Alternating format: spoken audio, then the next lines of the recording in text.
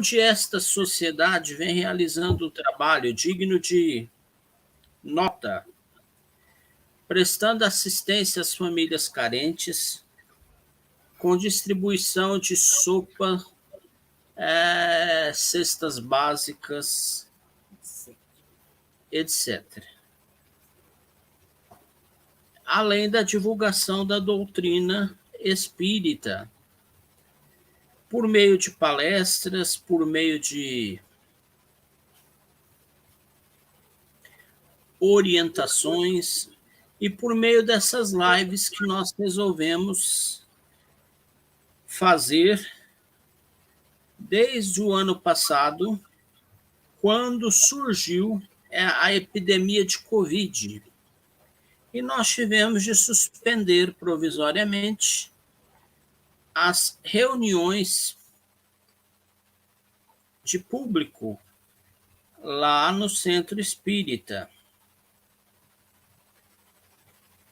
Bom, para preencher o nosso tempo vago, nós resolvemos também começar um estudo do livro dos Espíritos, dividindo o estudo do livro dos Espíritos entre nós mesmos,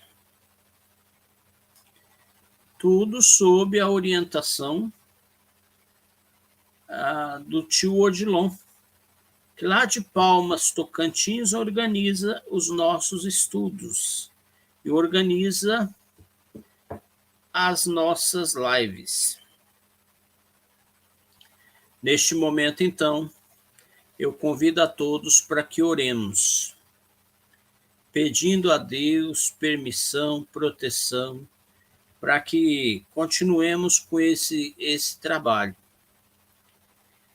Pai nosso que estais nos céus, na luz dos sóis infinitos, Pai de todos os aflitos deste mundo de escarcéus, santificado, Senhor, seja o teu nome sublime, que em todo o universo exprime ternura, concórdia e amor.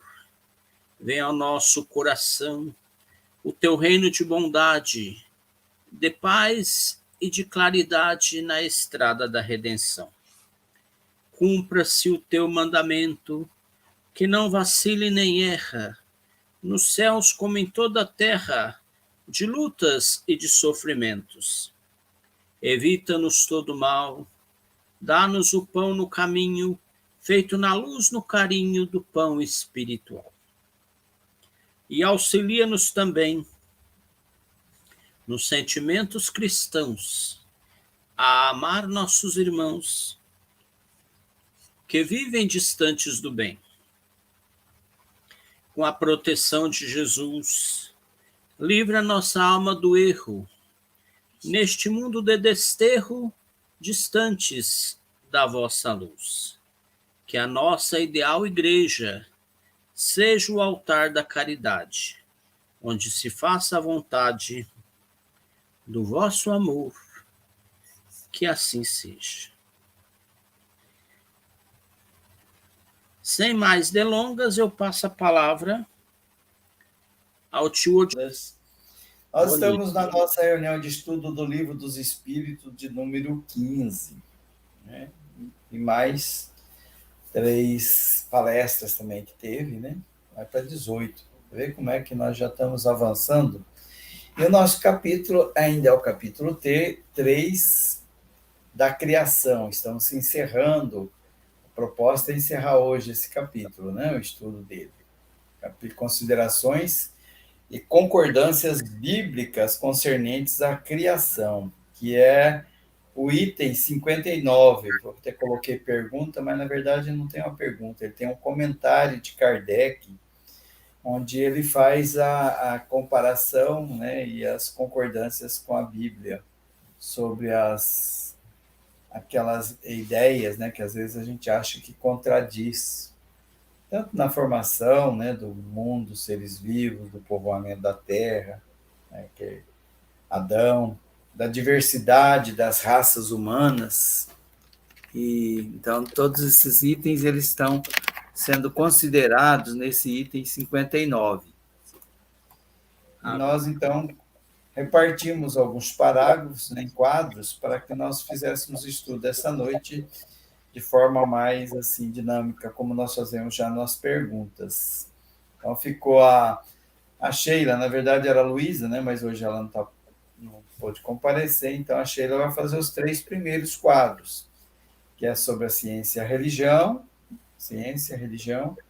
e a Bíblia, né, propriamente, né? Esses são 3 quadros que eu entendi que a ideia central desses quadros está ciência, religião e Bíblia. O João Dalmolin é os 6 dias da criação, no quadro 4 e 5, e o Orlando sobre o dilúvio, os 6 e o 7. E André Luiz e a Maria Helena, e o 8 e o 9, que é a diversidade das raças. Então, vamos começar pela Sheila, então, né? Começando os 3 primeiros parágrafos? É que o senhor mandou para mim a do João. Ah, é? Está escrito João. Lá, só seja luz para mim, por favor. Então, ele começa assim... Os 3 primeiros. Os 2 primeiros parágrafos, depois Tá. tem mais 2, e por fim o terceiro parágrafo.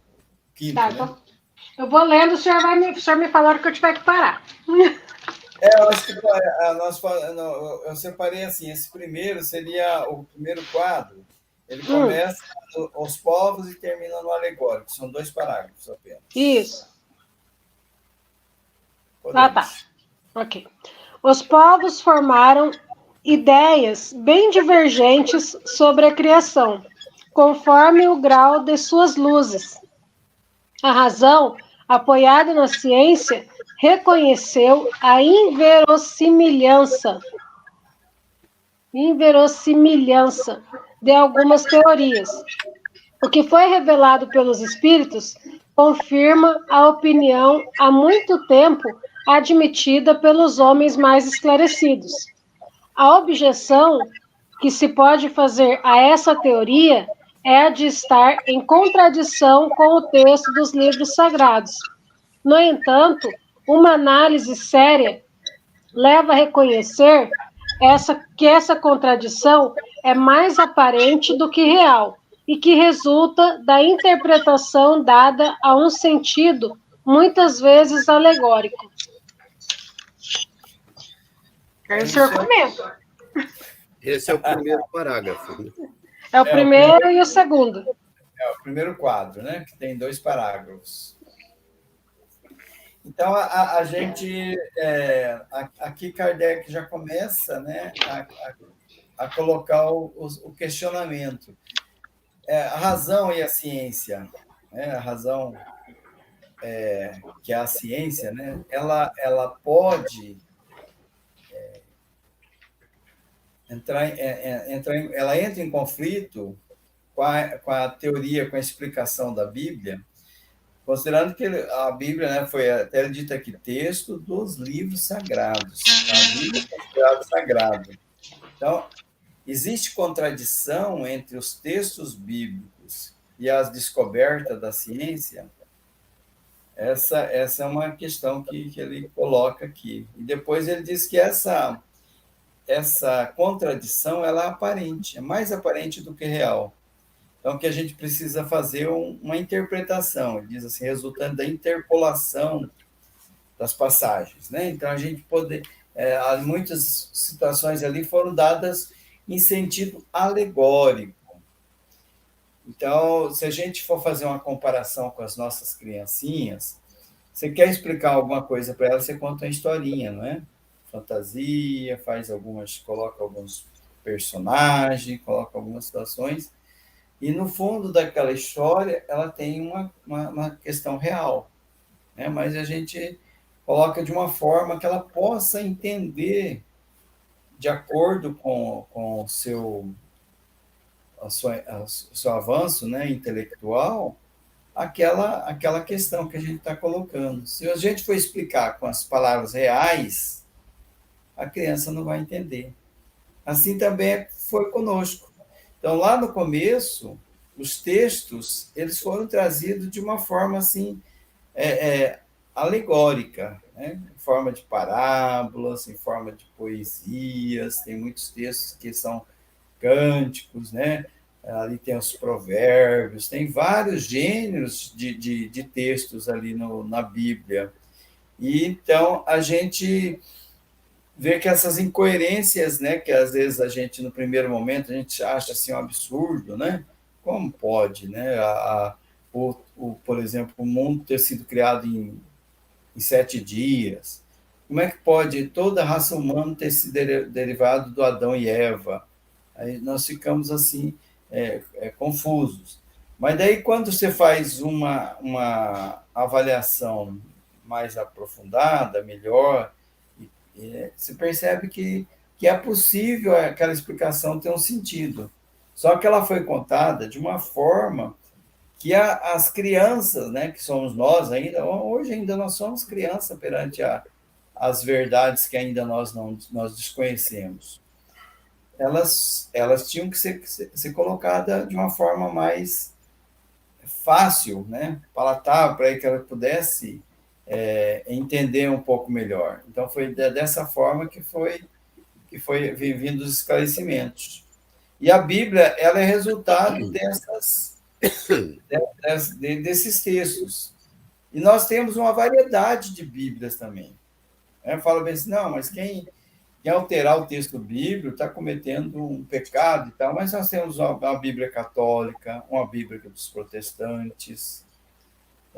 Até eu coloquei uma pesquisa aqui na internet, diz assim que para os católicos, a Bíblia, né, que é um compilado de livros, eles são 73 livros. Já para os protestantes cai para 66. Na Igreja Ortodoxa, vai para 78 livros.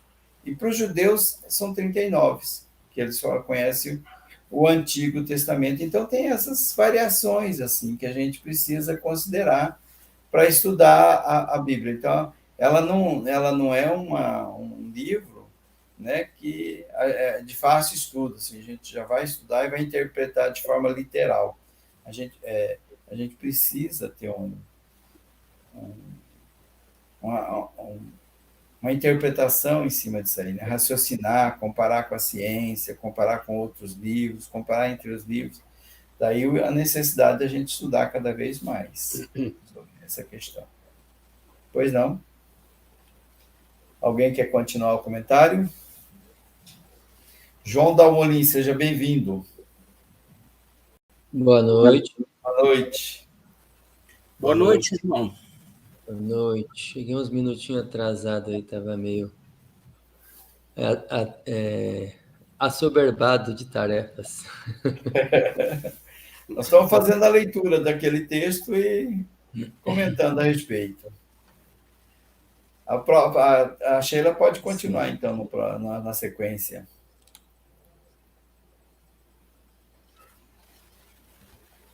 Depois de alegórico, a questão de ter cidadão. A questão do primeiro homem, representado por Adão, como único tronco da humanidade, não é, de forma alguma, a única a respeito da qual as crenças religiosas tiveram que se modificar. O movimento da Terra pareceu, numa certa época, tão contrária ao texto sagrado que não há forma de perseguições de que essa teoria não tenha sido o pretexto. E, no entanto, a Terra gira, apesar dos anátemas, e hoje em dia ninguém poderia contestar esse fato sem pôr em risco a sua própria razão. A Bíblia diz igualmente que o mundo foi criado em 6 dias e fixa a época da criação em cerca de 4.000 anos antes da era cristã. Até então, a Terra não existia, ela foi tirada do nada. O texto é formal, e eis que a ciência positiva, a ciência inexorável, vem provar o contrário. A formação do globo terrestre está escrita em caracteres irrecusáveis no mundo fóssil, e está provado que os 6 dias da criação constituem outros tantos períodos, cada um deles possuindo, talvez, várias centenas de milhares de anos. Isso não é mais um sistema, uma doutrina, uma opinião isolada. Trata-se de um fato tão certo como aquele do movimento da Terra, e a teologia não pôde deixar de admitir. Prova evidente do erro a que se está sujeito quando se tomam ao pé da letra as expressões de uma linguagem que quase sempre é figurada. Com isso, devemos então concluir que a Bíblia é um erro? Não, mas que os homens se enganaram ao interpretá-la. Continua? Não, acho que essa daí é o finalzinho dos seus textos. Aí, próximo já é o João Dalmolin, né? Tá. Agora nós ficamos no comentário. Qual comentário? O que nós podemos falar sobre essas questões aí? Pode falar. Eu entendo assim que hoje já existem estudos que mostram que a raça humana ela não surgiu dos macacos. Houve aí um ancestral comum do qual dividiu-se os macacos e o Homo sapiens, né? Houve um ancestral comum, um tronco comum, que aí dividiram as duas espécies. Uma tornou-se o Homo sapiens e a outra os macacos. E aí também tem outra coisa, né?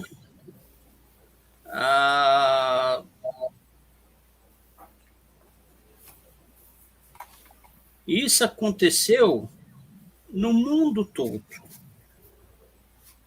No mundo todo, não foi só num lugar. Por isso que não se pode, de repente, né, acreditar no mito de Adão e de Eva.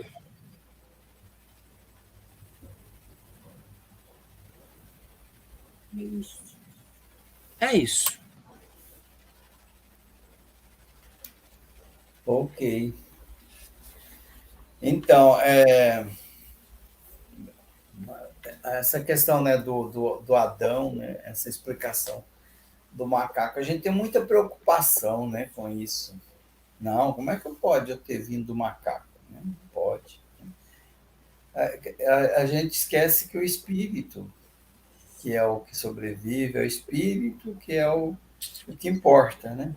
E a gente acaba considerando isso aí.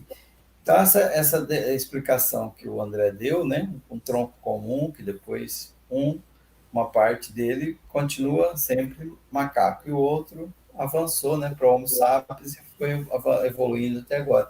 É uma teoria interessante que pode dar uma explicação para essa questão, né? E os primeiros habitantes da Terra, assim, o Homo sapiens, eles eram assim bem rudimentares, né? O instinto era muito mais forte do que a inteligência, o raciocínio, eram bem mais próximos, né, dessa questão dos animais mesmo.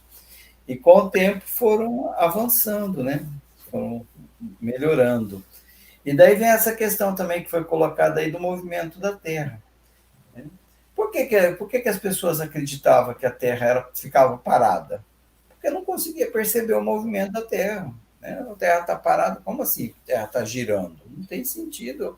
Se eu estava girando, eu ia ficar meio tonto, né? Se atirar de um lado do outro, como é que pode isso? Né? Então, esse entendimento para as pessoas da época, que só tinha um campo de observação assim, tão pequeno, era o que importava. Né? Eles não conseguiam avançar além disso. E aqueles que pensavam diferente, né, como o exemplo do Galileu lá atrás, né, era sofria essa questão do anátema, né? Que era a expulsão da igreja, excomunhão, ameaça até de morte, né? Então, chegava para o Galileu e falava, ó, seguinte, você prefere morrer ou você prefere aceitar que... Porque você está cometendo heresia, você está falando contra Deus, onde já você viu? É um absurdo isso, né? Primeiro que a Terra é achatada, é uma bolacha, né? O formato é uma bolacha, não tem esse negócio de Terra redonda, não. Né? A gente não tá, não. Como é que pode, né, ser redonda? Nós estamos olhando aqui o horizonte e não percebemos. E depois ela não gira, ela está paradinha, ela é o centro do universo. Então, Galileu, se é assim, né? Então eu aceito. A Terra realmente ela está parada, ela não gira, não. Aí ele sai lá para fora, depois fala bem assim, mas que gira, gira. Né? Que tem aquela frase que foi atribuída a ele, que ele comentou depois, né? Mas que gira, gira. Né? Pode me obrigar a falar isso, mas não tem. E a questão também do surgimento do homem com 4.000 anos também é uma explicação, né, que não casa com as explicações da ciência, com a investigação. A ciência ela prova, né, através dos estudos geológicos, através das camadas geológicas, ela prova que, né, que os 6 dias, né, de 24 horas, como nós conhecemos, não poderia ter sido. Mas daí ele faz um casamento da coisa e fala, olha, 6 períodos geológicos. Daí vai avaliando aqueles períodos, o surgimento, ele está mais ou menos de acordo com a definição da Bíblia. Então fala, não, era uma explicação de 6 dias, né, para as pessoas daquela época que eram como crianças, precisavam uma visão mais de acordo com eles, para eles poderem entender melhor. Então, o homem ele surgiu então muito atrás, né, desses 4.000 anos fixado da era cristã, né, que hoje a gente diz já está para 6.000 anos. Então, não poderia ter surgido nessa época. Então, a gente vê que a explicação da Bíblia ela não está errada, né? Ela só está colocada num formato, né, numa forma que as pessoas da época poderiam entender melhor.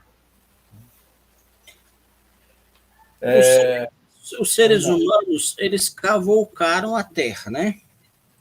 E ali eles acharam os fósseis. Fósseis dos dinossauros, os fósseis dos homens. Isso. E aí, tem equipamentos que eles, com a radiação, né, a exame daquilo ali, eles calculam também o tempo, o período que foi que surgiu. Calcular o tempo, né? E com as camadas que eles vão estudando também, eles vão percebendo o que surgiu. Aqui não existia seres vivos, aqui já começou a aparecer os seres vivos, né, os dinossauros. Daí, aí eles vão, com essa análise, né, das camadas que compõem a Terra, eles vão examinando e vão buscando e encontrando evidências da formação da Terra. A linguagem figurada que está na Bíblia, ela tem uma explicação daí científica, isso aí, uma interpretação. Não é que os homens se enganam na interpretação quando a gente leva a Bíblia ao pé da letra, né? A gente precisa da interpretação. Aí, para alguns que são assim, muito ligados, isso aí é uma heresia você fazer isso, onde assim, você está modificando a Bíblia. Mas não, a ciência ela veio e comprovou. E muitas coisas agora a própria religião tem que aceitar, não é inegável, né? Como é que vai falar que a Terra não gira? Não tem jeito, agora os equipamentos mostram isso o tempo todo. Então acaba que as pessoas elas vão admitindo, né? São forçados a admitir pela comprovação mesmo das evidências, né? E a comprovação dessas evidências. Alguém mais quer comentar? Quando a gente fala que o Sol nasce lá no horizonte e morre lá do outro lado, é a Terra que está girando, né? Não é o Sol, né? É isso? Isso, mas tudo está movimentando, né? O universo todo está em movimento. né? A Terra gira, o Sol também gira em torno de um outro maior, as galáxias vão também se movimentando, tudo. O universo inteiro está sempre em movimento. Não tem nada parado. A gente aqui... Interessante. Tá tudo tudo girando em torno de si mesmo, em torno de algo maior, que é os movimentos. Como é que as coisas que Deus fez é perfeito? Perfeito. Porque essa quantidade de terra, montanha, água, tudo deve ter um certo equilíbrio, né? Que Isso mesmo.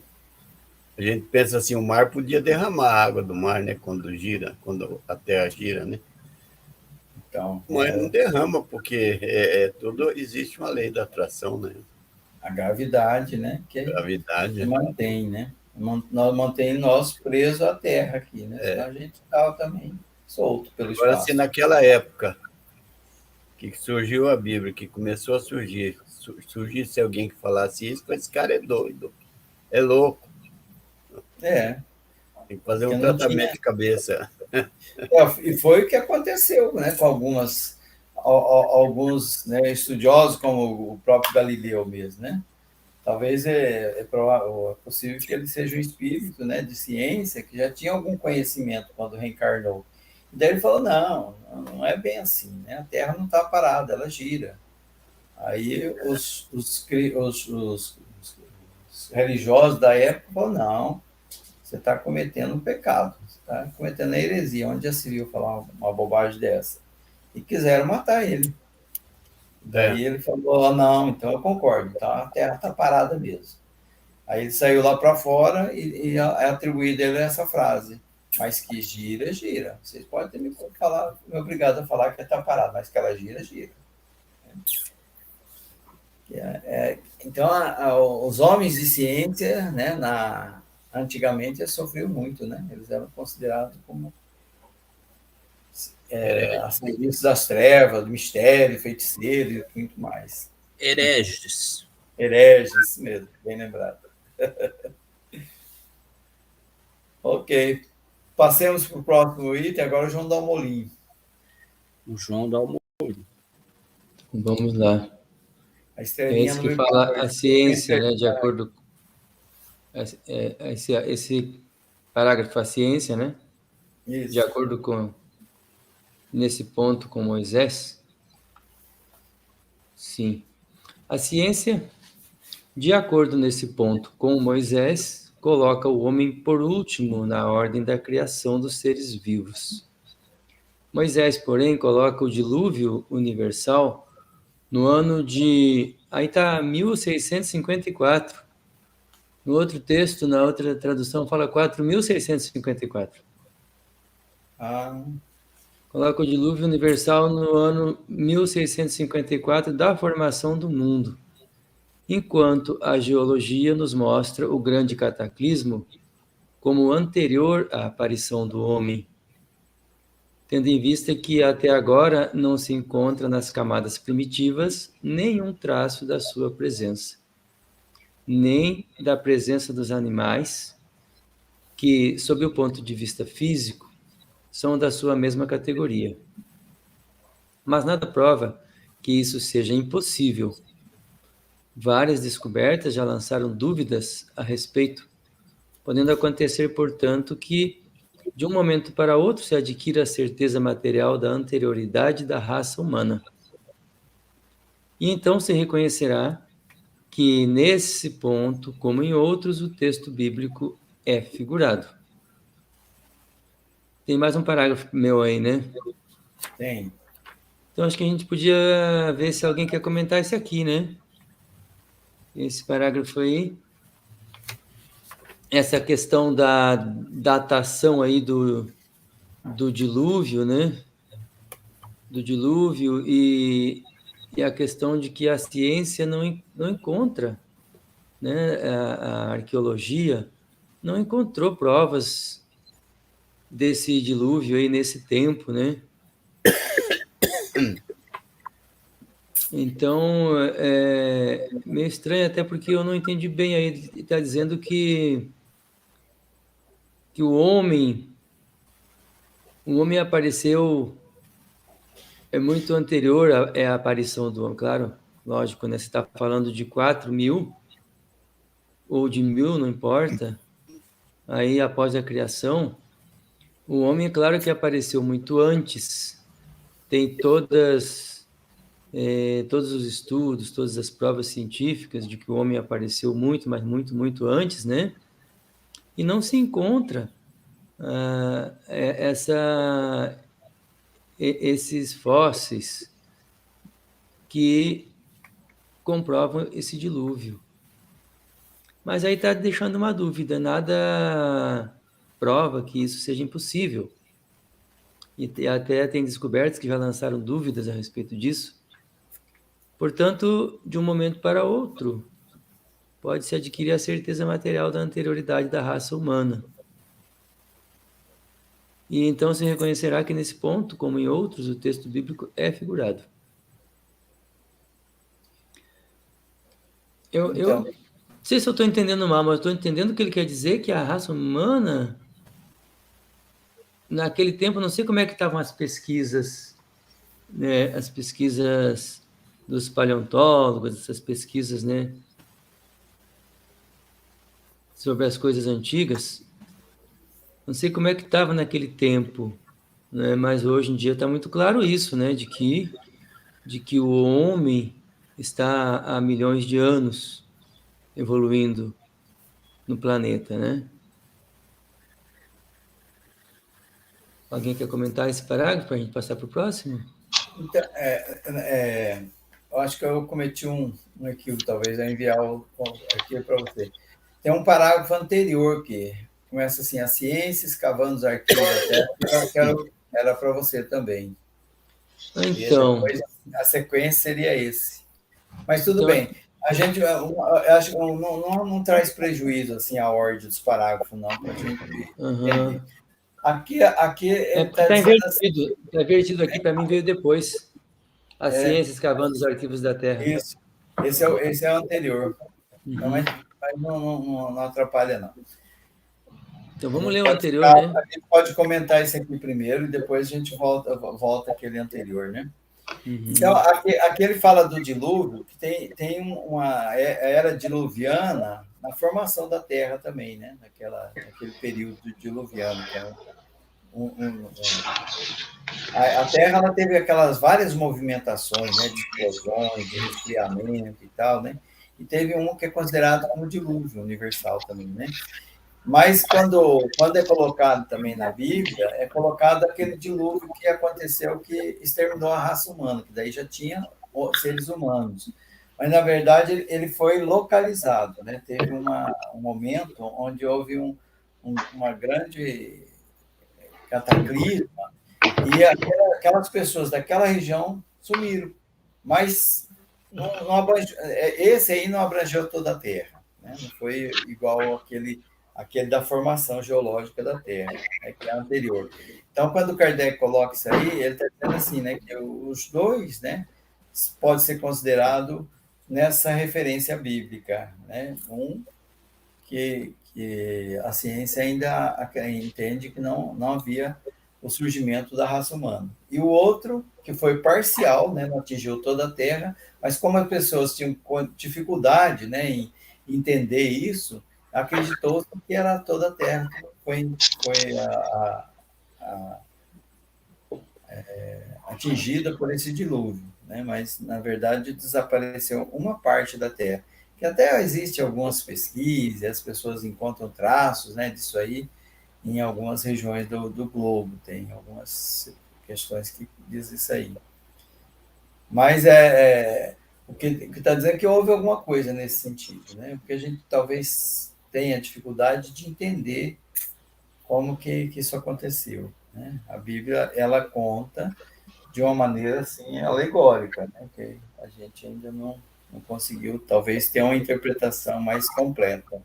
Então ele deixa reservado isso aí. Com o tempo, com o avanço da ciência, talvez a gente entenda melhor a situação. Então houve 2 dilúvios. Dois dilúvios. Da época da formação, né, geológica. considerado período diluviano, mas que não havia ainda, pelo menos um traço da presença do ser humano na Terra. E o outro, que foi parcial, foi uma parte da Terra. Na verdade, não foi um dilúvio, né, que atingiu toda a Terra. Deve ser, não deve ser um asteroide que caiu? A Terra ela estava movimentando, né, em convulsão, porque na formação da Terra era uma grande massa, né, muito aquecida, fogo, e que estava girando uma velocidade muito alta. Kardec até faz esse comentário em A Gênese, né? Essas gases, né, tudo estavam girando, né, em uma velocidade incrível. E nesse movimento giratório foram desprendendo algumas partes que deram formação aos planetas, inclusive a Terra. A Terra continuou girando e saiu um pedacinho dela que formou a Lua, por exemplo, né, com o satélite da Terra. E ela, muito aquecida, não tinha vida nenhuma, era bastante aquecida, né, uma vida como nós conhecemos. Então, ela foi resfriando com o tempo, né, e dava várias explosões, e com o tempo ela foi dando condições para o surgimento de outras espécies vivas aqui na Terra. E foram formando os continentes, né, a água separando da Terra, tudo isso naquele período, né, dos 6 dias, né, que não são 6 dias, mas 6 períodos geológicos. E um desses períodos aconteceu também esse dilúvio, né, que foi numa movimentação dessa da Terra, que a Terra foi totalmente envolvida pela água, né, e depois voltou ao normal. Anterior a esse parágrafo anterior é o que eu li antes, né? É isso. Está invertido aqui. A ciência, escavando os arquivos da Terra, descobriu a ordem em que os diferentes seres vivos apareceram na superfície. E essa ordem concorda com a indicada no Gênese, com a diferença de que essa obra, em vez de ter saído miraculosamente das mãos de Deus em apenas algumas horas, realizou-se sempre pela sua vontade, mas, segundo a lei das forças naturais, em alguns milhões de anos. Deus seria por isso menor e menos poderoso? Sua obra se tornaria menos sublime por não ter o prestígio da instantaneidade? Evidentemente não. É preciso fazer da divindade uma ideia bem mesquinha para não reconhecer a sua onipotência nas leis eternas que ela estabeleceu para reger os mundos. A ciência, longe de diminuir a obra divina, nos-la mostra sob um aspecto mais grandioso e mais conforme com as noções que temos do poder e da majestade de Deus, pelo fato mesmo de ter ela se realizado sem derrogar as leis da natureza. Interessante, né? Essa forma aí, essa forma de visualizar as coisas, né? Que é a forma que o Espiritismo adota, subentende quando fala de outras coisas, tendo esse texto aqui como base. Para mim, é isso mesmo que disse aqui. Deus é muito mais grandioso dessa forma do que com aquela ideia lá que não sei se a gente já não conseguia acreditar ou já não dava importância porque faltava uma lógica, né? Essa ideia aí de que Deus não fez as coisas instantaneamente nesses dias, né? Mas fez, como o Dilon estava colocando, nessas eras, de acordo com leis da natureza, imutáveis. Leis imutáveis, né? Sem derrogar essas leis, quer dizer, sem passar por cima delas, deixando que elas acontecessem, que as coisas acontecessem em obediência a essas leis. que eu acho interessante, João, desse trecho aí, é que Kardec deixa claro que a doutrina espírita é, assim,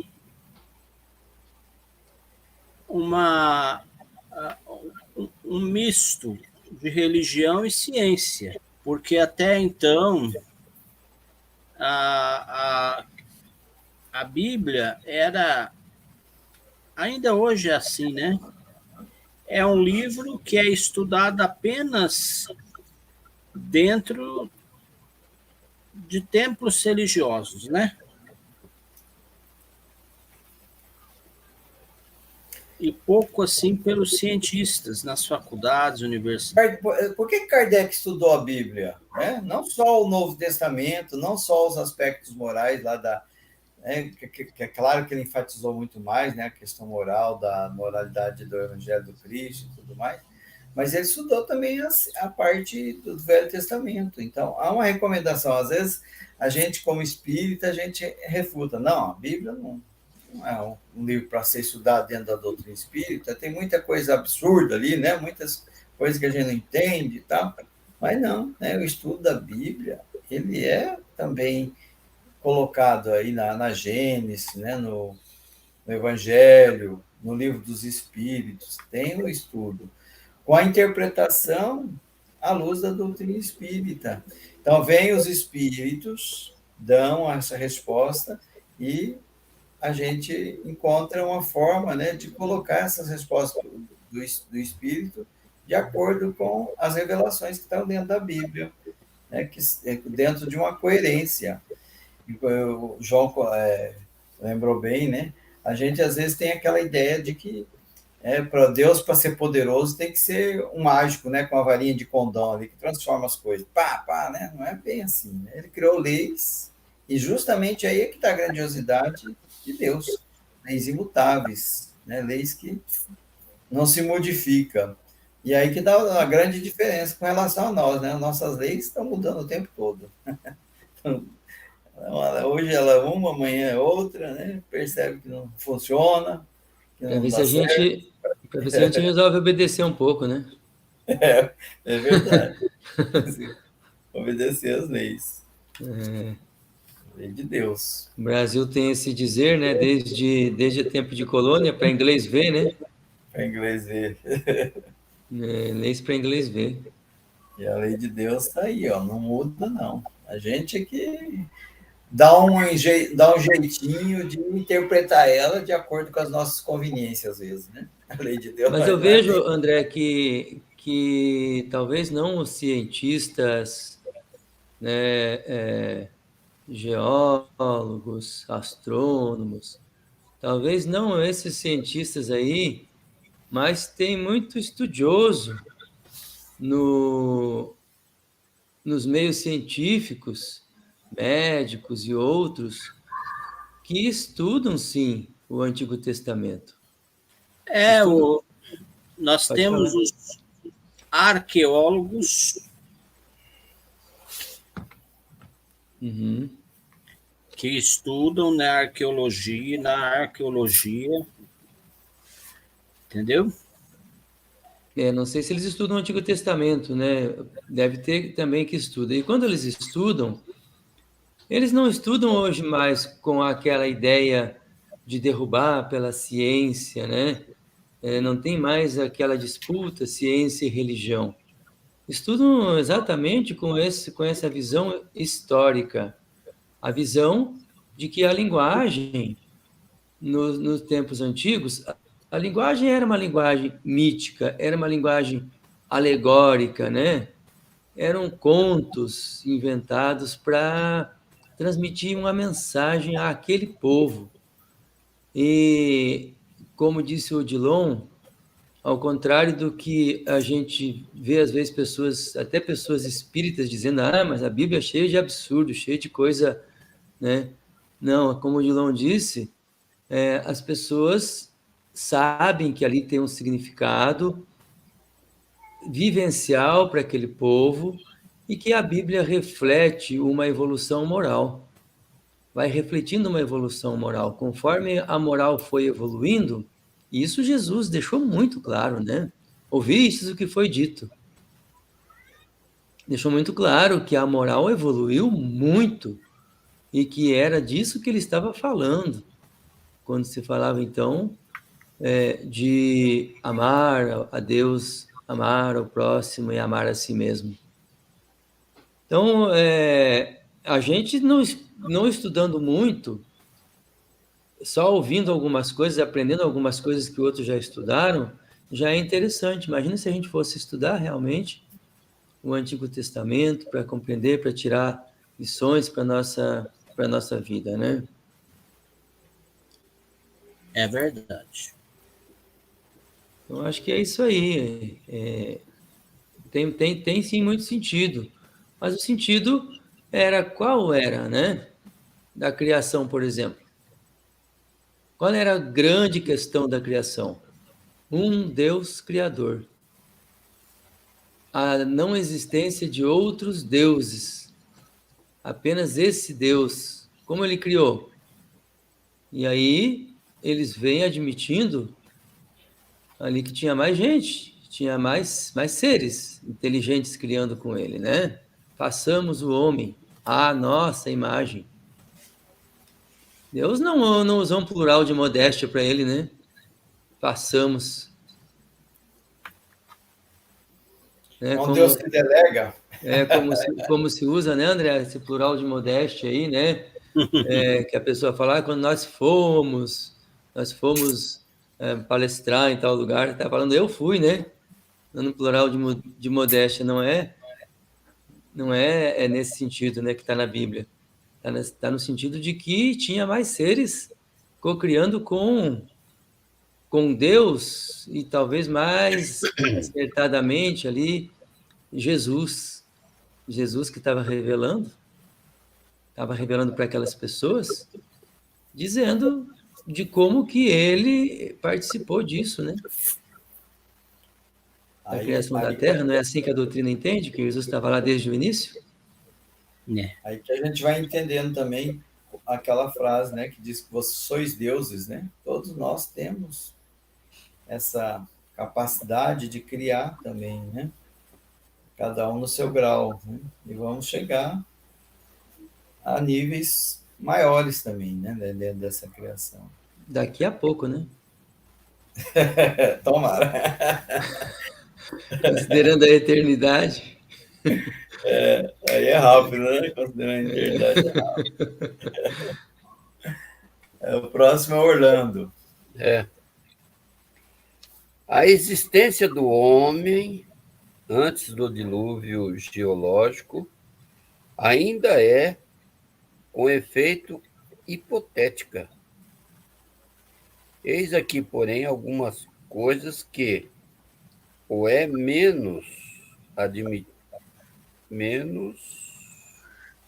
admitindo-se que o homem tenha aparecido pela primeira vez na Terra há 4.000 anos antes de Cristo, e que, em 1650 anos, mais tarde, toda a raça humana foi destruída, com excesso de uma só família.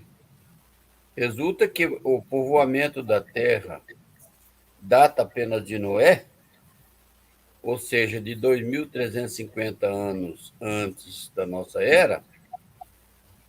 Ora, quando os hebreus emigraram para o Egito, por volta de 1.700 anos antes de Cristo, encontraram esse país muito povoado e já bastante adiantado em civilização. A história prova que, nessa época, as Índias e outros países também estavam florescentes, sem mesmo se ter em conta a cronologia de certos povos, que remonta a uma época muito mais afastada.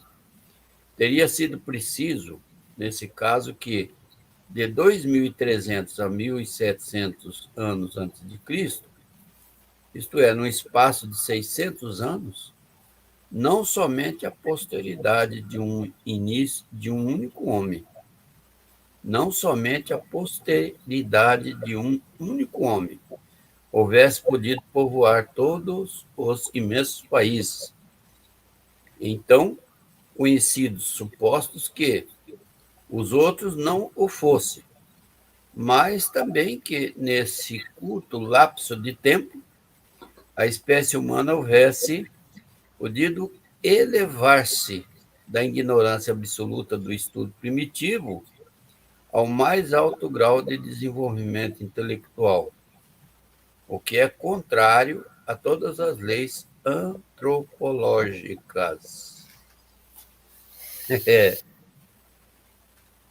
Olha, eu sei lá, eu tenho meu pensamento assim. Aquele Severino fala que foi escrito 70 e poucas Bíblias, né? Cada uma Severino que falou. Ele diz o seguinte, que uma palavra foi escrita em hebraico, né? Uma palavra em hebraico, muitas vezes dá 12 a 15 interpretações diferentes. Então, cada um coloca uma interpretação e aí foi mudando, né? O Velho Testamento mesmo não é muito aceito pela doutrina espírita, sim para estudo, né? Estudo a gente tem que estudar para poder falar. Mas o que Kardec escreve, a maioria é sobre o Novo Testamento, né? Que é onde a doutrina espírita se baseia, né? Mas é isso aí. Alguém quer fazer algum comentário, discordar de mim também, não tem problema. É o que a gente vê aí o tempo todo, é que nós estamos olhando para tudo isso aí com um tipo de lente, que é a lente do nosso tempo, a lente da ciência. Allan Kardec já usou vastamente isso, né? Embora não tivesse tanta segurança na ciência daquele tempo, porque ainda estavam algumas embrionárias se desenvolvendo, né? Mas é pela lente da ciência que a gente vai olhando e vai buscando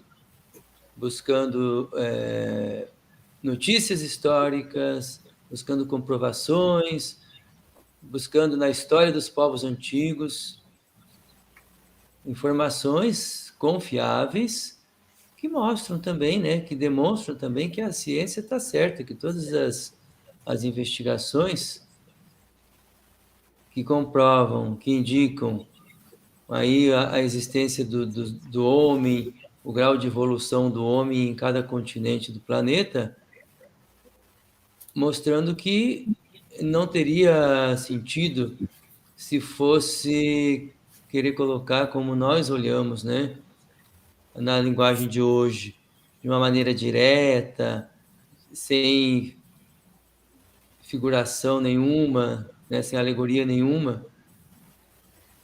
Então, é com a ciência que o Espiritismo caminha, e Allan Kardec disse, né, que confiava totalmente, em outras palavras, que confiava totalmente na ciência, que quando a ciência realmente demonstrasse, provasse algo em contradição com a doutrina, então que a doutrina se revisse,